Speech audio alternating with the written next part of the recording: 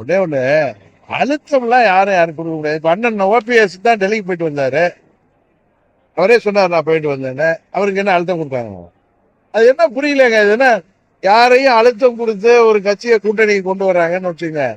அது என்ன அதே மாதிரி ஒரு புதுசா டெல்லிக்கு யாரோ போயிட்டு வந்தாலோ, நட்பு ரீதியாக யாரையும் சந்தித்தாலோ, இன்னொன்னு ஒரு மரியாதை நிமித்தமாக இன்னொரு கட்சி தலைவர்களை சந்தித்தாலும் உடனே அழுத்தம் கொடுக்கப்படுகிறது. டெல்லிக்கு கூப்பிட்டு இவர்களை ஆம்டிஸ் பண்ணி பயமுறுத்தி மிரட்டி பணிய வைப்பார்கள்.